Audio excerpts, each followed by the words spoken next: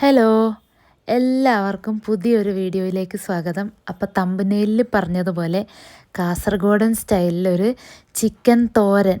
തോരൻ ഞാൻ പറഞ്ഞത് നമ്മൾ തേങ്ങയൊക്കെ ഇട്ട് സാധാരണ പച്ചക്കറി വെക്കുമ്പോൾ തോരൻ എന്ന് പറയുന്നത് കൊണ്ടാണ്. ഞങ്ങളുടെ നാട്ടിൽ ഇതിനെ ചിക്കൻ വറവ് അല്ലെങ്കിൽ ഉരുക്കിയത് അങ്ങനെ പറയും. അപ്പോൾ ഇത് ഉണ്ടാക്കാൻ സിമ്പിളാണ്. അപ്പോൾ ഇന്നത്തെ വീഡിയോ അതാണ്. താല്പര്യമുള്ളവരെല്ലാം മുഴുവൻ കണ്ടു നോക്കുക, ഉണ്ടാക്കി നോക്കുക, ഇഷ്ടപ്പെട്ടാൽ പറയുക. പിന്നെ ആദ്യമായിട്ട് കാണുന്നവരാണെങ്കിൽ ഒന്ന് സബ്സ്ക്രൈബ് ചെയ്യണേ. വീഡിയോ ഇഷ്ടപ്പെട്ടാൽ ലൈക്ക് ചെയ്യണം. അപ്പോൾ നമുക്ക് വീഡിയോയിലോട്ട് കിടക്കാം. അപ്പോൾ ഇതിനായിട്ട് ഞാൻ ആദ്യം എടുത്തിരിക്കുന്നത് 3 വലിയ സവാളയും 1 വലിയ തക്കാളി, പിന്നെ 2 പച്ചമുളക്. ഇത് നമുക്ക് നന്നായിട്ട് നല്ല കുഞ്ഞു കുഞ്ഞു സ്ലൈസായിട്ട് എല്ലാം അരിഞ്ഞെടുക്കാം. അപ്പം നമുക്ക് ഉള്ളിയൊക്കെ വഴറ്റാൻ തുടങ്ങുന്ന സെയിം ടൈം തന്നെ ഞാൻ കറിക്ക് ആവശ്യമായ ഇതിന് ഏകദേശം 1/2 കിലോ ചിക്കൻ എടുത്തിട്ടുണ്ട്. അത് കുറച്ച് ഉപ്പും മഞ്ഞൾപ്പൊടിയും ഇട്ട് കൊടുത്ത് നമ്മളൊന്ന് ഒരു സൈഡിൽ വേവിക്കാൻ വെക്കുകയാണ്. ഇതിൽ വേറെ വെള്ളം ഒഴിക്കേണ്ട ആവശ്യമൊന്നുമില്ല. ഇത് നമ്മൾ ഫ്ലെയിം ഓൺ ചെയ്തിട്ട് കുറച്ച് കഴിയുമ്പോഴത്തേക്ക് തന്നെ ചിക്കനിൽ നിന്ന് വെള്ളം ഇറങ്ങി വന്ന് അതിങ്ങനെ നന്നായിട്ട് വെന്തോളും. അപ്പോൾ അതൊരു സൈഡ് വെച്ച് നമ്മൾ നന്നായിട്ട് മിക്സ് ചെയ്തിട്ട് അടച്ച് വെച്ച് വേവിക്കാൻ പോവുകയാണ്. അപ്പോൾ ഈ ചിക്കനിൽ വെള്ളം ഇറങ്ങി വന്ന് അതൊക്കെ നന്നായിട്ട് കുക്കായിട്ട് ആ വെള്ളം വറ്റി വരുമ്പോഴത്തേക്കും നമുക്ക് ഫ്ലെയിം ഓഫ് ചെയ്തിട്ട് അതൊരു സൈഡിലോട്ട് മാറ്റി വെക്കാം. അപ്പം നമുക്ക് ചിക്കൻ കറിയുടെ പ്രിപ്പറേഷൻ തുടങ്ങാം. അപ്പം നമ്മൾ അതിനായിട്ട് ആദ്യം ഒരു കടായി അടുപ്പത്ത് വെച്ചിട്ടുണ്ട്. ഇനി അതിനകത്തോട്ട് ആവശ്യത്തിന് എണ്ണ ഒഴിച്ച് കൊടുക്കാം. വെളിച്ചെണ്ണയോ വെളിച്ചെണ്ണയായിരിക്കും കൂടുതൽ നല്ലത്. അപ്പോൾ ഒരു 2 ടേബിൾ സ്പൂൺ വെളിച്ചെണ്ണ ഒഴിച്ച് കൊടുത്തിട്ടുണ്ട്. എന്നിട്ട് നമ്മൾ അരിഞ്ഞു വെച്ച സവാള ഇട്ട് കൊടുത്തിട്ട് അതിലേക്ക് കുറച്ച് ഉപ്പും കൂടെ ഇട്ട് കൊടുത്തിട്ട് നന്നായിട്ട് വഴറ്റിയെടുക്കാം. ഇത് പെട്ടെന്ന് വഴണ്ട് കിട്ടാനാണ് ഉപ്പിട്ട് കൊടുക്കുന്നത്. അത് കഴിഞ്ഞിട്ട് അത് നന്നായിട്ട് വഴണ്ട് വരുമ്പം അരിഞ്ഞു വെച്ചിരിക്കുന്ന തക്കാളിയും പച്ചമുളകും കൂടെ ഇട്ട് കൊടുത്തിട്ട് അത് നന്നായിട്ട് വഴറ്റി കൊടുക്കാം. അപ്പോൾ തക്കാളിയൊക്കെ നന്നായിട്ട് വെന്തുടഞ്ഞ് കിട്ടാൻ ഒരു 2 മിനിറ്റ് നമുക്ക് അടച്ച് വെച്ച് വേവിക്കാം. അങ്ങനെ അടച്ച് വെച്ച് സ്പാച്ചില വെച്ച് നന്നായിട്ട് അതൊന്ന് ഉടച്ചു കൊടുക്കാം. ഇനി നമുക്കിതിലോട്ട് 2 ടീസ്പൂൺ ഇഞ്ചി വെളുത്തുള്ളി പേസ്റ്റ് ഇട്ട് കൊടുക്കാം. അതില്ലെങ്കിൽ ഇഞ്ചിയും വെളുത്തുള്ളിയും ചതച്ചിട്ട് കൊടുത്താലും മതിയാവും. പിന്നെ 2 തണ്ട് കറിവേപ്പിലയും കൂടെ ഇട്ട് കൊടുക്കാം. എന്നിട്ട് നന്നായിട്ട് അതിൻ്റെ പച്ചമണം പോകുന്നത് വരെ ഒന്ന് വഴറ്റിയെടുക്കാം. ഇനി നമുക്കിതിലോട്ട് ആവശ്യത്തിനുള്ള പൊടികൾ ഇട്ട് കൊടുക്കാം. ഒരു 1/2 ടീസ്പൂൺ മഞ്ഞൾപ്പൊടി ഇട്ട് കൊടുക്കാം. 2 ടേബിൾ സ്പൂൺ കാശ്മീരി മുളകാണ് ഞാൻ ഇട്ട് കൊടുക്കുന്നത്. കാരണം നമ്മൾ കുരുമുളക് പൊടിയും കൂടെ ഇട്ട് കൊടുക്കുമ്പം നല്ല എരിവ് വരും. അപ്പോൾ 2 ടേബിൾ സ്പൂൺ കാശ്മീരി മുളക് ഇട്ട് കൊടുത്ത് കഴിഞ്ഞിട്ട് 2 ടേബിൾ സ്പൂൺ മല്ലിപ്പൊടിയും കൂടെ ഇട്ട് കൊടുക്കാം. ഇനി ഒരു 1/2 ടേബിൾ സ്പൂൺ കുരുമുളക് പൊടി, 1 table spoon chicken masala, 1/2 teaspoon garam മസാലയും കൂടി ഇട്ട് കൊടുത്തിട്ട് നമുക്ക് ഈ പൊടികളൊക്കെ നന്നായിട്ടൊന്ന് വഴറ്റി കൊടുക്കാം.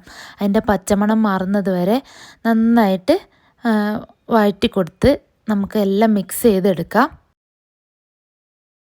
ഇനി പൊടികളുടെ പച്ചമണമൊക്കെ മാറി വന്നു കഴിയുമ്പോഴത്തേക്ക് നമുക്ക് നേരത്തെ വേവിച്ച് വെച്ച ചിക്കൻ ഇട്ട് കൊടുക്കാം. ഈ ചിക്കൻ വേവിച്ചിട്ട് ഇട്ട് കൊടുക്കുന്നത് തികച്ചും ഓപ്ഷണലാണ് കേട്ടോ. അത് നമ്മുടെ ഇഷ്ടപ്രകാരം വേവിച്ചിട്ടോ വേവിക്കാതെയോ ഇടാം. അങ്ങനെ വേവിക്കാതെ ഇടുന്ന സമയത്ത് മഞ്ഞൾപ്പൊടീൻ്റെ അളവ് കുറച്ച് കൂട്ടേണ്ടി വരും. ഞാൻ ഇതിനകത്ത് നേരത്തെ മഞ്ഞൾപ്പൊടി ഇട്ട് കൊടുത്തത് കൊണ്ടാണ് നേരത്തെ ഈ പൊടികൾ ഇട്ട് കൊടുക്കുമ്പോഴത്തേക്കും കുറച്ച് ഇട്ട് കൊടുത്തത്. അപ്പോൾ ഈ ചിക്കൻ ഇട്ട് കൊടുത്തിട്ട് നന്നായിട്ടൊന്ന് മിക്സ് ചെയ്തെടുക്കാം.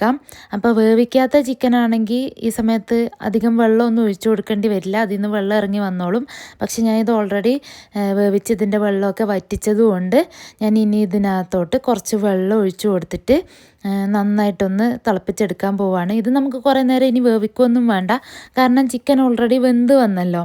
ഇനി ഇപ്പോൾ കുറച്ച് വെള്ളം ഒഴിച്ചു കൊടുത്ത് അതൊന്ന് തിളപ്പിച്ചെടുത്തിട്ടാണ് നമ്മളിനി തേങ്ങയൊക്കെ ഇട്ട് കൊടുക്കാൻ പോകുന്നത്. അപ്പോൾ ഈ വെള്ളമൊക്കെ തിളച്ച് വരുന്നത് വരെ നമുക്കിതൊന്ന് മൂടി വെച്ച് കൊടുക്കാം. എന്നിട്ട് വെള്ളം നന്നായിട്ട് തിളച്ച് വന്ന് കഴിയുമ്പോഴത്തേക്ക് നമുക്കിതിനകത്തോട്ട് തേങ്ങ ഒരു കപ്പ് ചിരകിയ തേങ്ങ ഇട്ട് കൊടുക്കാം. അപ്പോൾ തേങ്ങയൊക്കെ ഇട്ട് നന്നായിട്ട് മിക്സ് ചെയ്ത് കഴിഞ്ഞ ശേഷം നമ്മൾ ഓൾറെഡി ഉള്ളി വഴറ്റുമ്പോഴും ഉപ്പിട്ടിട്ടുണ്ട്, പിന്നെ ചിക്കനകത്ത് ഉപ്പിട്ടിട്ടുണ്ട്. അതുകൊണ്ട് ഒന്ന് നോക്കി കഴിഞ്ഞിട്ട് ആവശ്യമുണ്ടെങ്കിൽ മാത്രം കുറച്ച് ഉപ്പിട്ട് കൊടുത്തിട്ട് നമുക്ക് ഒന്ന് മൂടി വെച്ചിട്ട് ഒരു 10 മിനിറ്റും കൂടെ ഇതൊന്ന് ഒരു മീഡിയം ഫ്ലെയിമിൽ വേവിച്ചെടുക്കാം. വേവിക്കുകയല്ല, ആ തേങ്ങ ഒന്ന് വെന്ത് വരാൻ വേണ്ടി ഒന്ന് അടച്ച് വെച്ച് ഒരു 10 മിനിറ്റും കൂടെ വേവിച്ചെടുക്കാം. അപ്പോൾ ഒരു 10 മിനിറ്റൊക്കെ നമ്മൾ അടച്ച് വെച്ച് വേവിച്ച് കഴിഞ്ഞ് കഴിയുമ്പോഴത്തേക്ക് വെള്ളമൊക്കെ ആവശ്യത്തിന് വറ്റിക്കാണും. ഇതിലും നന്നായിട്ട് നമുക്ക് ഡ്രൈ ആക്കാം. ഒരു നേരത്തേക്ക് മാത്രമാണ് നമ്മൾ കറി വെക്കുന്നതെന്നുണ്ടെങ്കിൽ, ഞാനിത് 2 ദിവസത്തേക്ക് വെച്ചതുകൊണ്ട് ഞാൻ കുറച്ച് വെള്ളം അത്ര വറ്റിക്കുന്നില്ല.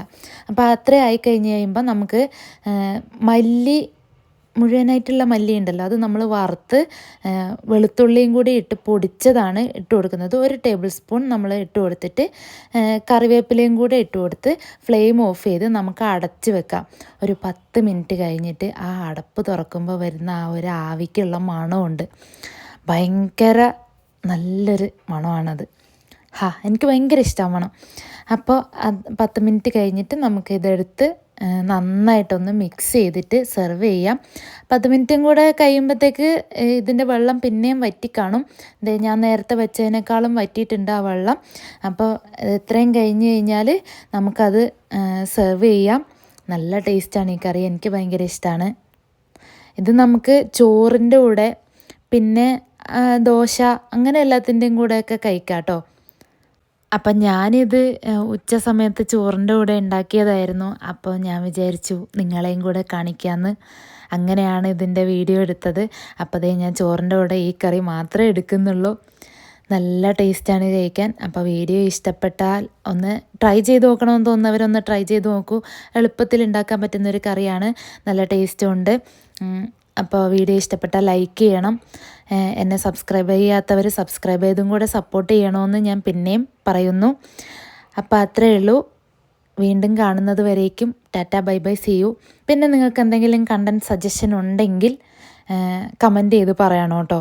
ഈ ലാസ്റ്റ് വരെ കാണുന്നവരെയും എനിക്കൊന്ന് മനസ്സിലാക്കാമല്ലോ ആരൊക്കെ ഈ അവസാനം വരെ വീഡിയോ കാണുന്നുണ്ടെന്ന്. അപ്പോൾ അത്രയേ ഉള്ളൂ. Thank you for watching. Bye bye.